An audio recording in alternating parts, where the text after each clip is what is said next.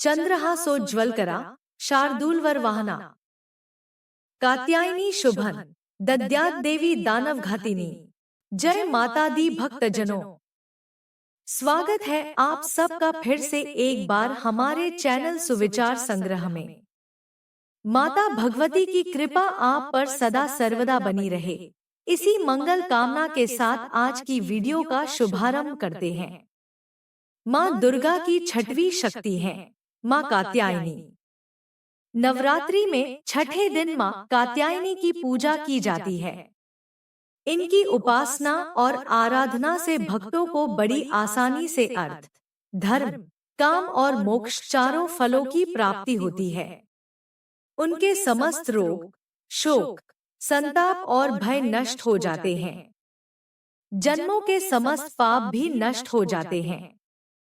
माता कात्यायनी की कृपा से जीवन में दिव्यता का संचार होता है और साधक को आत्मिक शांति प्राप्त होती है।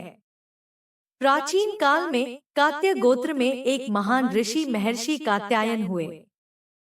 वे माता भगवती के परम भक्त थे और कठोर तपस्या करते थे।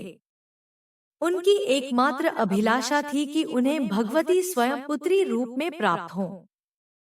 उनकी तपस्या और भक्ति से प्रसन्न होकर माता ने उन्हें वरदान दिया कि वे उनके घर पुत्री रूप में जन्म लेंगी।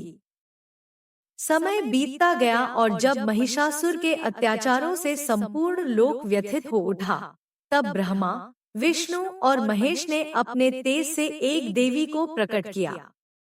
यह देवी अद्भुत शक्ति से युक्त थी और महर्षि कात्यायन के आश्रम में प्रकट होकर उन्हीं के घर जन्मी। इसी कारण वे कात्यायनी कहलाई। माँ कात्यायनी का स्वरूप अत्यंत भव्य और तेजस्वी है।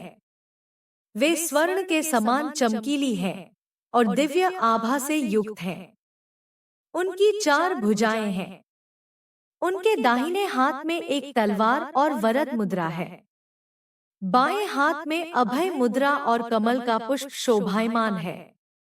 उनका वाहन सिंह है, जो शक्ति और निर्भीकता का प्रतीक है। माँ कात्यायनी की उपासना से भक्तों के समस्त कष्ट दूर हो जाते हैं। वे अमोघ फलदायिनी हैं और उनकी कृपा से ही सारे कार्य पूर्ण होते हैं। वैद्यनाथ नामक स्थान पर वे प्रकट हुई और वहीं पूजी गई। भगवान श्री कृष्ण को पति रूप में पाने के लिए ब्रज की गोपियों ने माँ कात्यायनी की उपासना की थी। उन्होंने यमुना तट पर कठोर तप किया और माँ कात्यायनी की कृपा से ही उनकी मनोकामना पूर्ण हुई। इसीलिए ब्रजमंडल में वे अधिष्ठात्री देवी के रूप में पूजी जाती हैं। माँ कात्यायनी की उपासना से भक्तों को अद्भुत आत्मिक और भौतिक लाभ प्राप्त होते हैं। उनकी कृपा से साधक को न केवल सांसारिक सुखों की प्राप्ति होती है, बल्कि मोक्ष का मार्ग भी प्रशस्त होता है।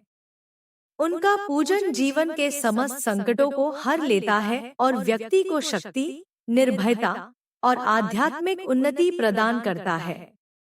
नवरात्रि के छठे दिन माता कात्यायनी की पूजा करने से साधक को विशेष लाभ प्राप्त होता है। इस दिन प्रातः स्नान कर स्वच्छ वस्त्र धारण करें। माँ कात्यायनी का ध्यान करें और उन्हें लाल पुष्प अर्पित करें। घी का दीपक जलाकर दुर्गा सप्तशती का पाठ करें। माँ से अपने जीवन की समस्त बाधाओं के निवारण की प्रार्थना करें। माँ कात्यायनी की उपासना जीवन को उन्नति, सुख और शांति से भर देती है।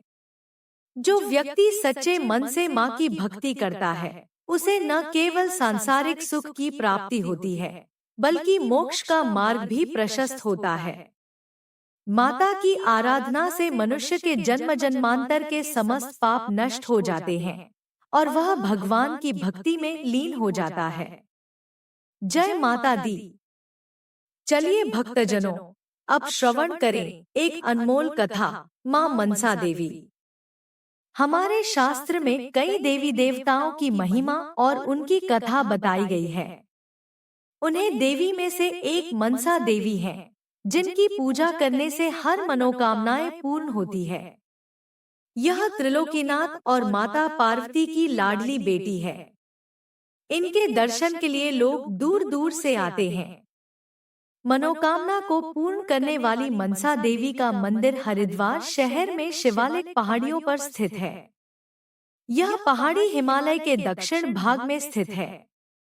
यहाँ हर दिन लाखों श्रद्धालुओं की भीड़ रहती है। इस जगह पर अपनी मनोकामना को पूर्ण करने के लिए श्रद्धालु पेड़ की शाखा में शुद्ध धागा बांधते हैं। जब वह मनोकामना पूर्ण हो जाती है, तब श्रद्धालु यहाँ दोबारा आकर उन धागे को खोलते हैं। तो आइए जाने सबकी मनोकामनाएं पूर्ण करने वाली मनसा देवी की जन्म की कथा।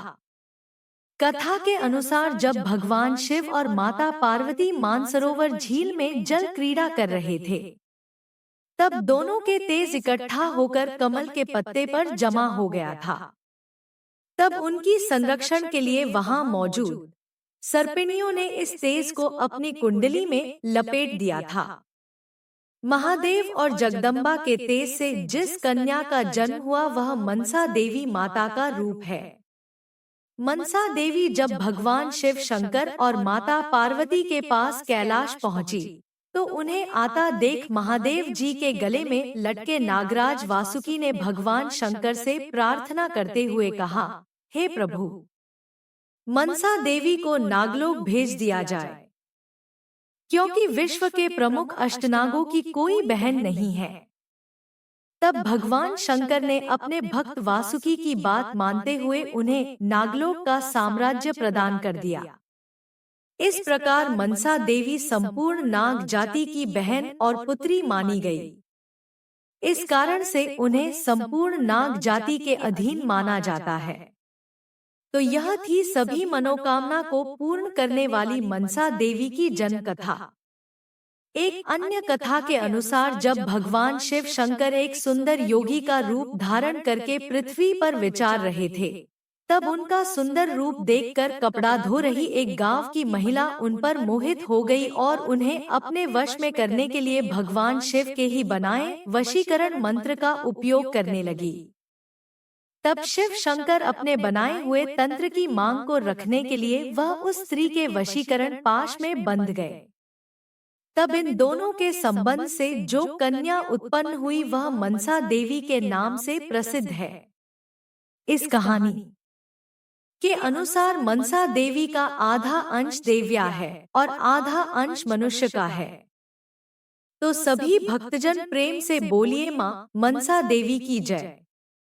भक्तजनों, यदि आपको हमारे चैनल के द्वारा सुनाई गई मां कात्यायनी की महिमा एवं मनसा देवी की जन्म की कथा सुनना आनंदमय लगा है, तो वीडियो को लाइक करें, कमेंट करें, अपने रिश्तेदारों व मित्रों के साथ शेयर करें, चैनल को सब्सक्राइब करें और बेल आइकन को दबाएं ताकि हमारे हर नए वीडियो की अपडेट आपको सबसे पहले मिले।